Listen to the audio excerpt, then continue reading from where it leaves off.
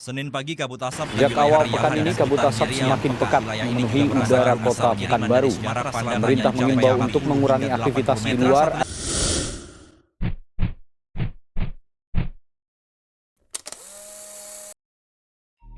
Kawasan perkotaan sebagai tempat hidup manusia mulai menunjukkan penurunan daya dukung lingkungan. Gejala pembangunan kota pada saat ini mempunyai kecenderungan untuk meminimalkan ruang terbuka hijau dan juga menghilangkan wajah alam. Pekanbaru sebagai kota dengan tingkat urbanisasi yang tinggi juga mengalami hal yang sama. Polusi ataupun pencemaran udara seringkali terjadi. Manusia dan aktivitasnya lah yang menjadi penyebab utama dan terbesar terjadinya pencemaran udara.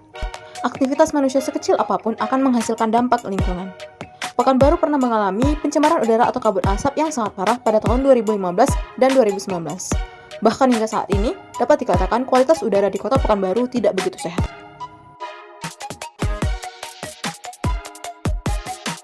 Penyebab utama pencemaran udara tersebut adalah tingginya tingkat urbanisasi penduduk di kota Pekanbaru.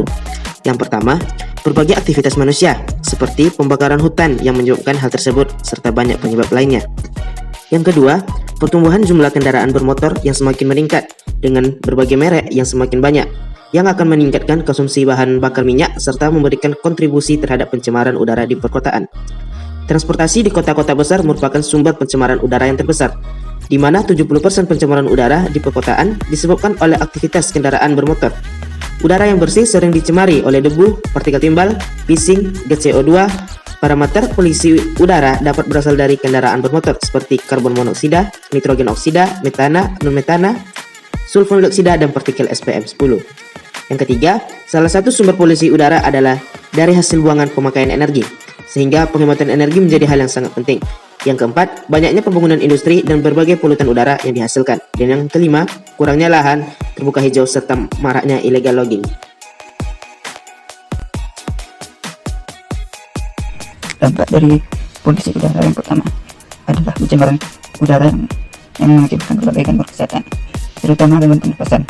Pencemaran udara menjadi penyebab kematian terbanyak di dunia pada tahun 2017. Yang kedua, mengganggu jarak pandang. Yang ketiga, merusak pertumbuhan tanaman. Dan yang terakhir, menimbulkan efek terhadap pemanasan global.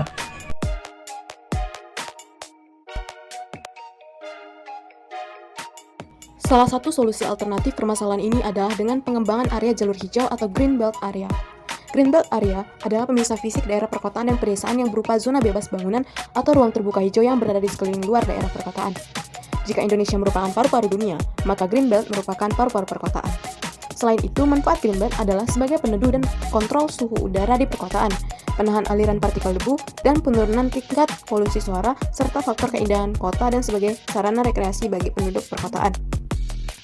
Konsep transportasi berkelanjutan.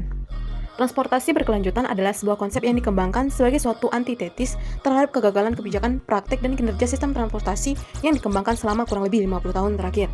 Di Indonesia, salah satu kebijakan yang dilakukan untuk meningkatkan kualitas udara di perkotaan antara lain dengan memberlakukan kebijakan Hari Bebas Kendaraan Bermotor atau HBKB.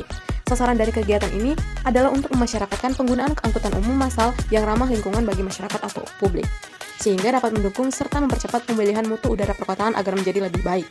Kegiatan HBKP dilakukan sekurang-kurangnya 1 kali dalam sebulan pada kawasan di sepanjang Jalan Sudirman, Tamrin di Jakarta contohnya. Nah, di Kota Pekanbaru sendiri sudah pernah melaksanakan konsep yang serupa, yaitu dengan adanya Car Free Day. Melakukan penghematan energi. Penghematan energi pada gedung dapat dilakukan dengan cara desain dan mengoptimalkan penerangan dan penghawaan alami pada bagian tertentu dari gedung. Selain itu, dapat pula dicapai melalui penggunaan energi alternatif, yaitu energi surya. Dengan teknologi sel surya fotovoltaik, dihasilkan energi untuk mendinginkan AC dan penerang ruangan. Salah satu contoh gedung yang menghasilkan energi lebih dari energi yang dikonsumsi adalah Condé Nast Building di New York. Untuk mengurangi polusi udara di perkotaan, konsep arsitektur hijau dapat diterapkan pada gedung dengan landscape atau penghijauan vertikal. Emisi CO2 dari kendaraan bermotor akan naik ke lapisan udara atas yang akan diserap oleh tanaman yang ada pada setiap lantai gedung bertingkat. Jenis tanaman yang ditanam pada gedung ini jenis semak yang tahan terpaan angin keras pada ketinggian tertentu, tahan panas, memerlukan sedikit air, dan banyak daun untuk dapat meningkatkan daya serap terhadap CO2. Gedung-gedung yang ramah lingkungan, hemat energi, dan dapat menghasilkan emisi CO2 ini disebut juga sebagai gedung bioklimatik. Salah satu contoh gedung bioklimatik ini adalah Menara Messi Niaga di Kuala Lumpur. Penanganan selanjutnya adalah dengan adanya kegiatan yang ketat oleh pemerintah terhadap aktivitas pembakaran hutan, illegal logging, dan aktivitas industri.